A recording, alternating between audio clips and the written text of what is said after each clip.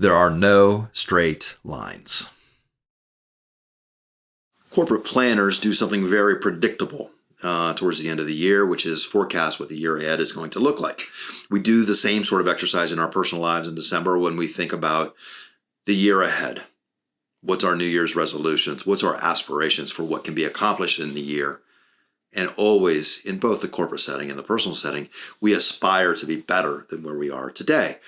I only know one truth in this process, which is that line never moves from left to right in a straight line.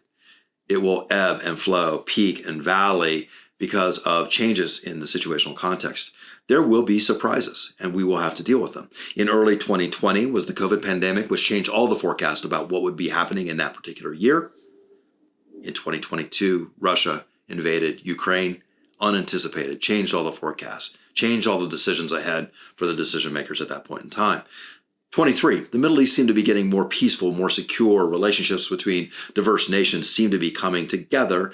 And then Israel-Gaza flared, and now the Middle East sits on a tinderbox. The only truth in the process is that decision arc from left to right will never be in a straight line. You will encounter ups and downs, good times and difficult challenges.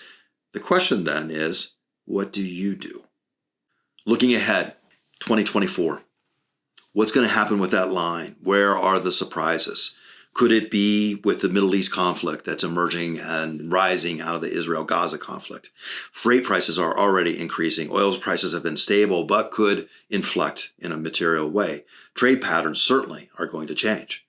Next, it's an election year. We have two geriatrics competing for the presidency.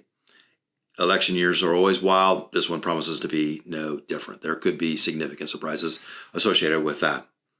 Next, the consensus view on Wall Street is typically that we are headed for a soft landing, yet material questions still arise. Have the interest rate hikes stemmed inflation? There are pockets where significant inflation is still present, such as in food prices.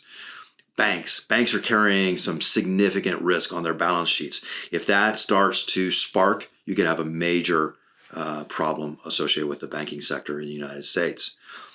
Next, U.S. consumers have been the heroes in keeping this economy really purring. They were flush with cash coming out of the pandemic and spent it. They've taken on significant debt since then. Is 2024 the year in which the U.S. consumer pulls back and stops spending at the same rates, and therefore pulling everything back with it? The commercial real estate market in the United States is on fire. Does that create a risk that it can take other things with it? Are these going to be the surprises? I don't know. And quite frankly, I feel like it is worth worrying less about trying to identify where the surprise comes from. And that it is more important to worry about what are you going to do when it inevitably happens. That is the one truth that we know, is that there will be deviations, there will be crises, there are issues that we will have to manage through. Our decision-making in anticipation of that surprise is more influential to the actual nature and character of the surprise itself. So going into 2024, early as it is right now, here's what you should be doing.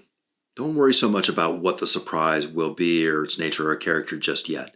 Worry more about how you first perceive changing conditions and then how you react to it. Secondly, start conditioning your team to be able to manage through changing conditions. This is where a lot of teams that are less sophisticated or less experienced or less seasoned get stuck, is that change is perceived. The brain does it.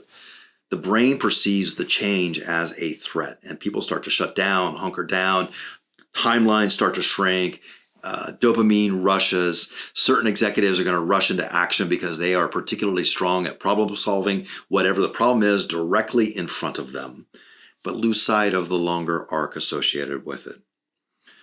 Number 3, understand this, which is that when there are changing conditions, it's not necessarily a threat.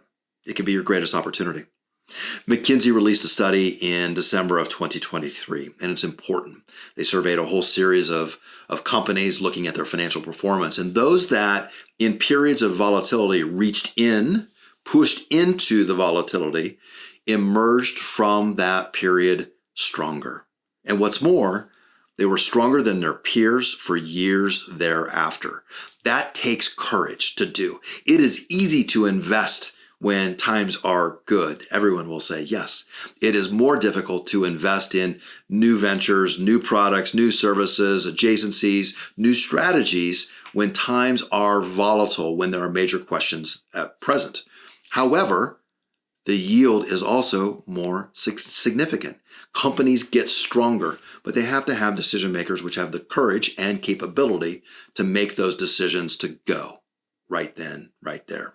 So, what do you have to do?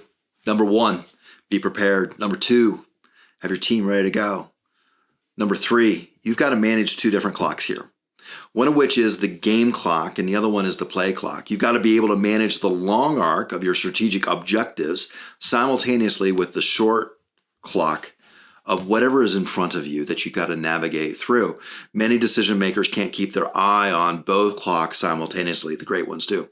And then number four is manage your financials, which is perhaps the most important lesson of all, which is that in these moments of volatility, you need to have a P&L and a balance sheet, which is preconditioned, it's ready to go, so that when there is that change, when there is that volatility, when your competition might be perceiving a threat or are leveraged, you have the working capital, you have the liquidity, you have the investment capital that allows you to be able to push into the new product, the new service, the adjacency, the acquisition, whatever that might be. You need the gunpowder to be able to make that play at that point in time.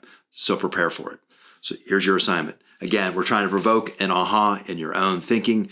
Worry less about what the surprise will be because there will be one. There will be significant volatility. There will be changed circumstances.